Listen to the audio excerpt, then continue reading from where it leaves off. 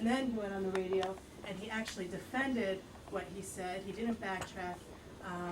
And the Muslim organization, which was protesting his comments, took this as an apology. Therefore, Haaretz reported that he apologized, but he never did. One more, because I want to move our finger crab. Yes, sir. Yes, yes.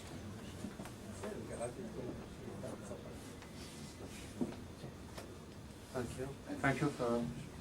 Thank you for a very enlightening presentation. I will ask one more point regarding the political power of young Arabs in France. I think we may realistically expect that they will give more position to representative of Arabs in the Chambre des Députés and other places, and we already see it in the Socialist Party and other places, because as you know, there is no representative in the Chambre des Députés of Arabs at all. It's something that will... Anyway, what's important for us is all this political power given to Arabs, and know, for the moment they don't like some of the Jews, what will be the consequences for the Jewish community.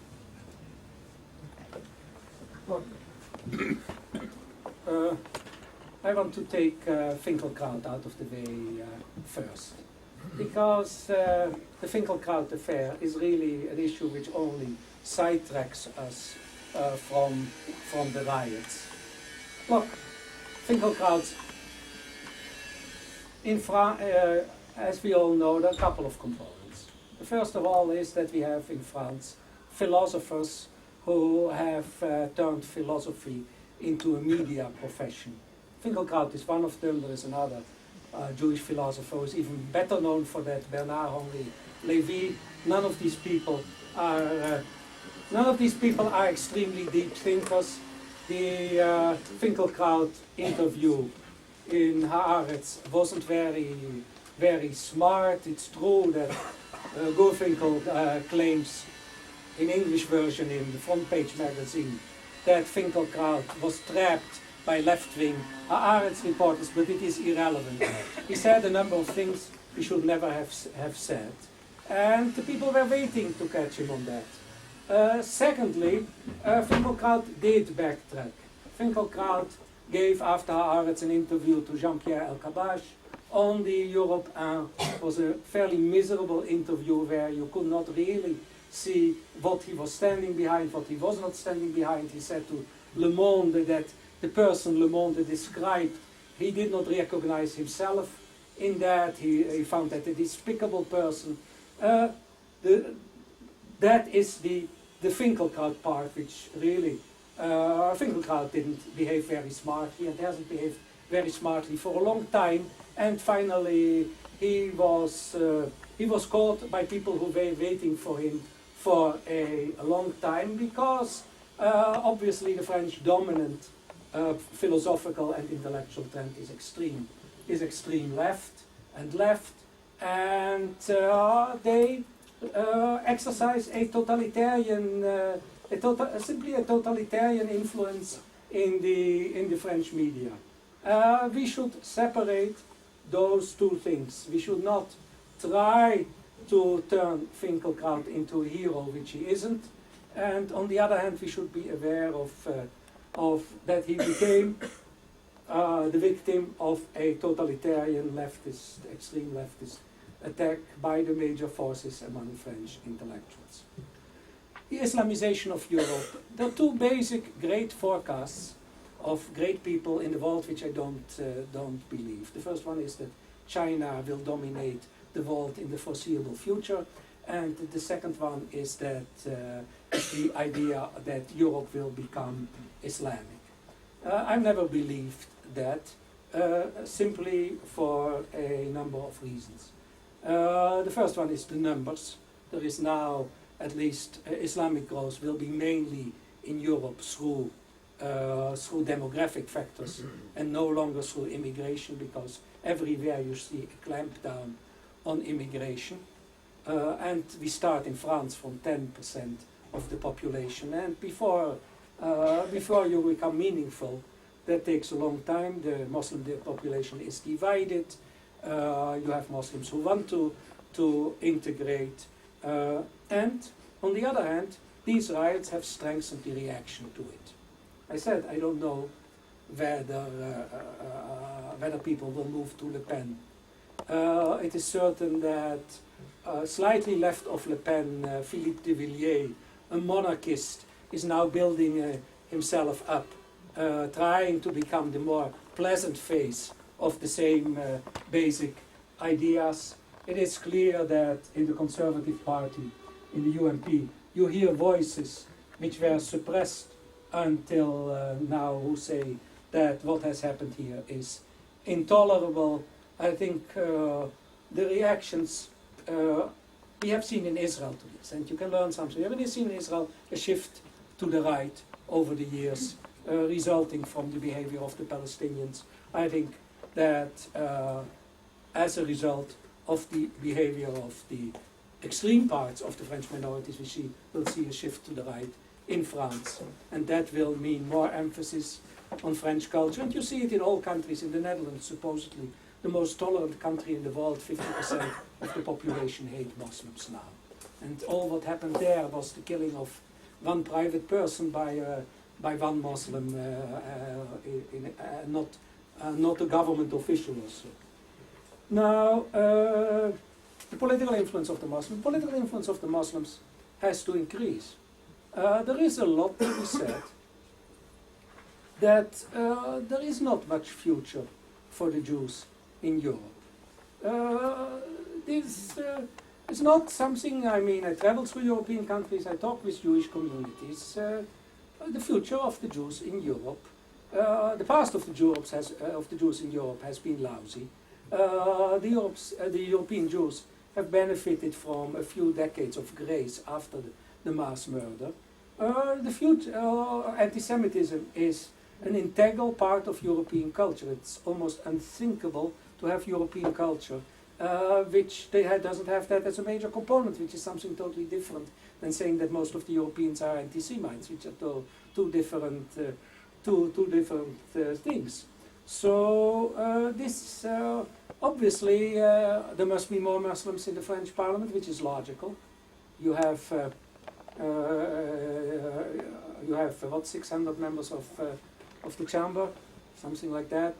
After the Muslims are 10%, they should have in one way or the other 60 people. So that's not. I don't think that will be good for the Jews. Even if some of these Muslims will obviously be, if the Communist Party moves in Muslims, these are very likely to be highly secular Muslims.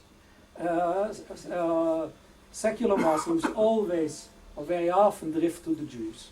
So not all of it is necessarily negative, but it is only one part of the problem, the structural problem that Europe will have to muddle through is a problem. And European politicians I talk to say, if I ask them, have you ever thought about the fact that rather than criticizing the Middle East, that you sit in the middle of a problem which you cannot solve? And these people, if they're honest over lunch, they say, well, you have a point. So I wouldn't emphasize that one aspect in a much bigger panorama of problems the Jews are going to have. And on the other hand, we will see the eternal Jews who will tell us that everything is fine and that of course there is no problem between the Jews and France. And if you want to have a typical example of that, you only have to read Diana Pinto. I think I answered it. Okay. Yes, madam. My name is Tana Guidon. I don't think I heard it mentioned that in France, some of the Muslims in the suburbs, the French police were told not to even set foot into the areas occupied by the Muslims. I think that's significant.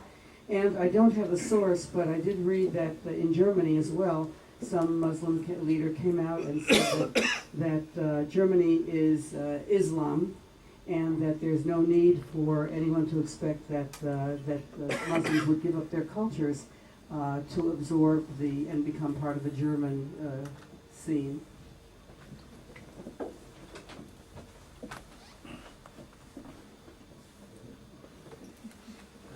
You'll be next in the back, all right? Thank you, Manfred, for a very comprehensive survey. I was very surprised. I was very surprised that you didn't mention the visit of Sharon to France quite recently, and Chirac's making. So it seems a tremendous effort to improve relations between France and Israel. And would you care to compare the riots of October '05 to the riots of about 25 years ago of Cohen Bandit, and the differences and the similarities? Okay, in the back, please. Yes. Yes, yes.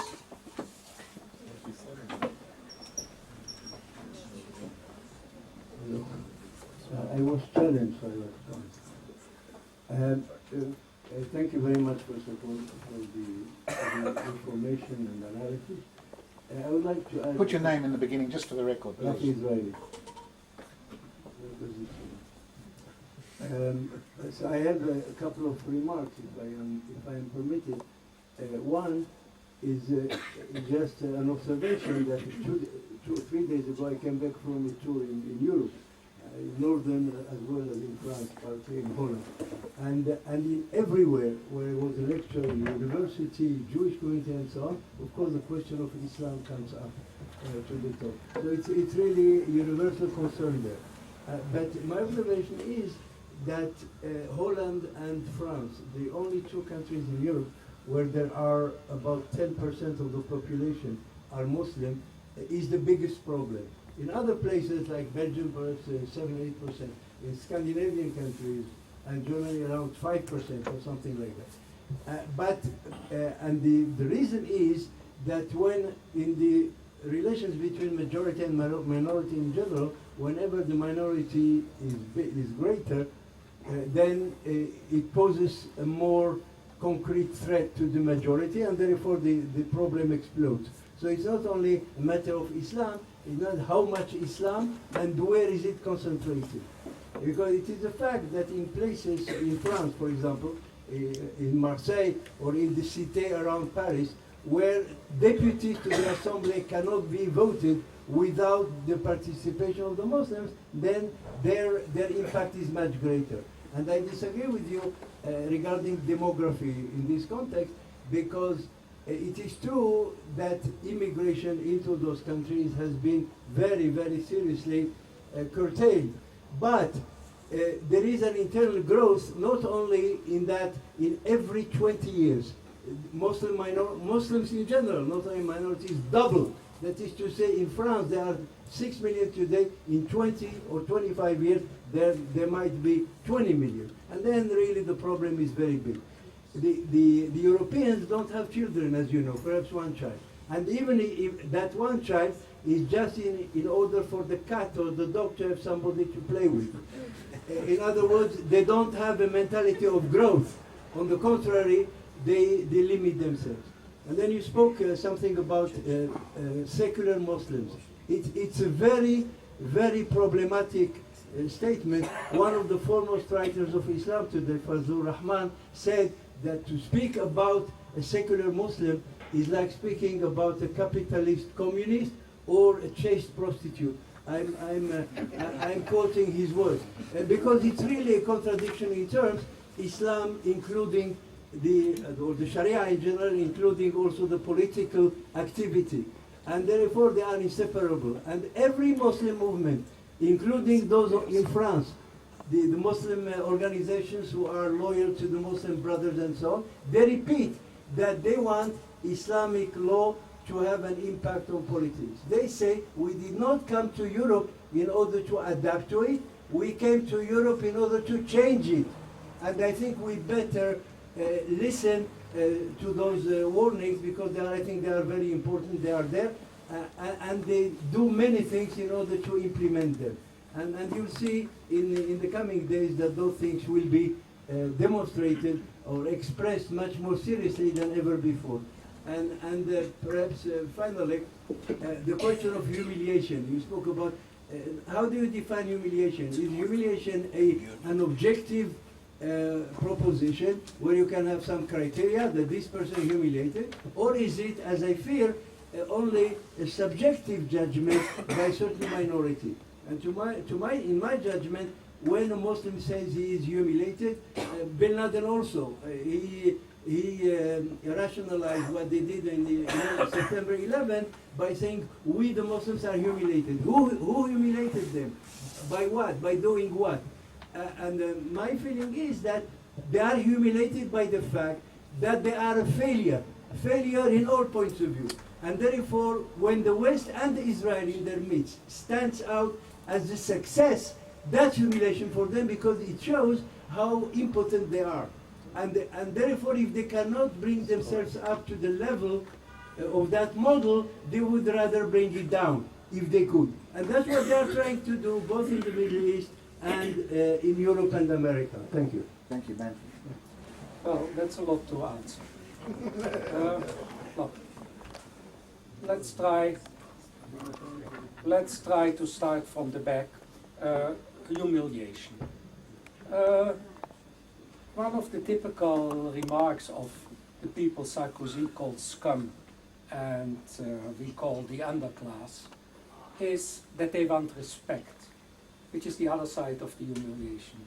Nobody knows how you can respect scum or an underclass, but there is part of the problem. I do not agree with you that there is no objective humiliation, and it's also logical.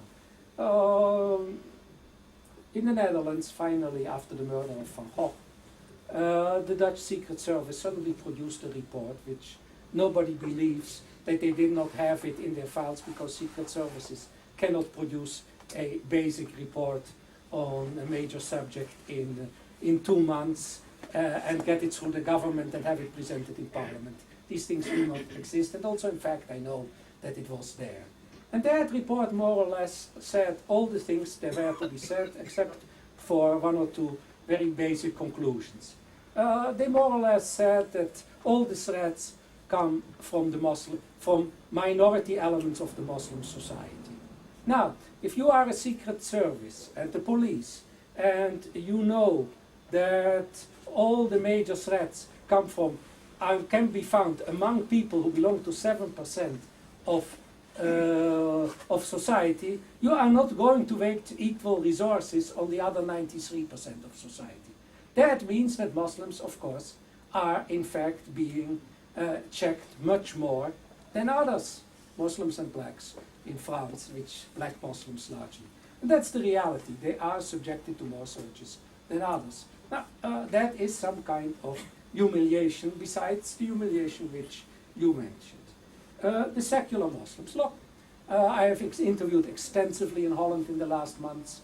I'll give you an example of a secular Muslim. You can say she's not a Muslim. Ayaan Ali Hirsi, the member of parliament who wrote the text for Submission, the movie of Van Gogh. Those of you who have seen it, the Quran verse is written on the naked body of a humiliated woman, humiliated by Muslim people, calls herself a secular Muslim because she was born as a Muslim and she is secular. So there are these kind of people. I don't know how many there are and how many there will be, but there are people certainly who are secular, who come from a Muslim background, and who are tagged with this idea of secular Muslims, even though I do not deny that there are other secular Muslims who are what you said. Holland and France.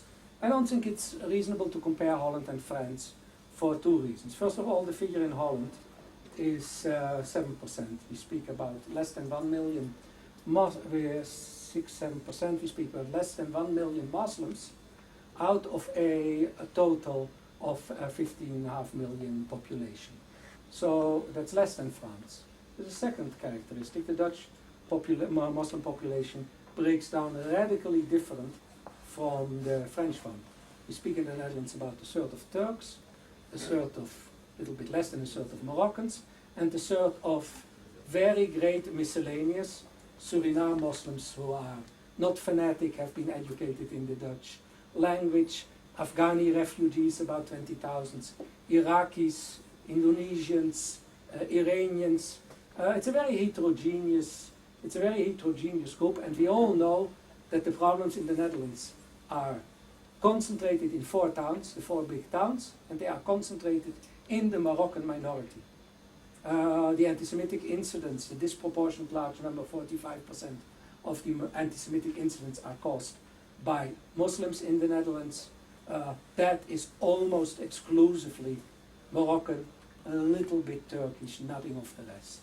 So we should not compare the Netherlands to France. The Netherlands, 20 cars have been burned during the French riots in 2 towns.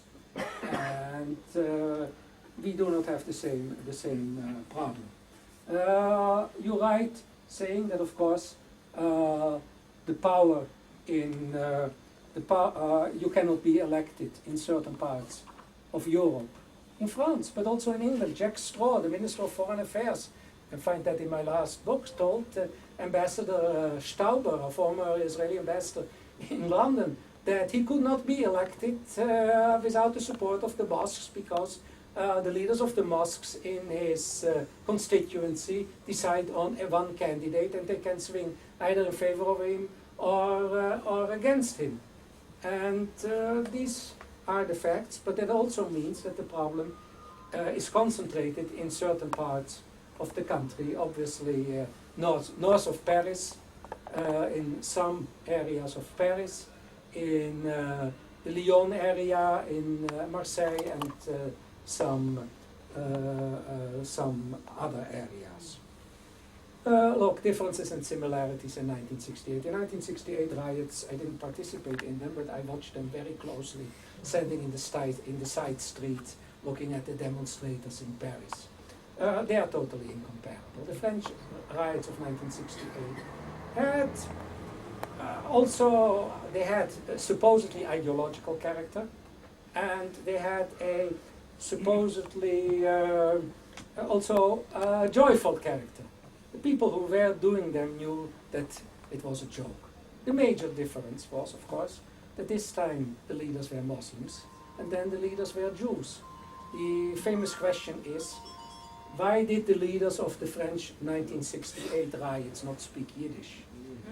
The answer was very simple, because Ben Said was a North African, and he didn't know Yiddish. So there is no similarity between the two. Look, the French are always very, very good in window dressing. The French have now caused Israel problems for 38 years. I am not, if a few years passes and we see that really the French policy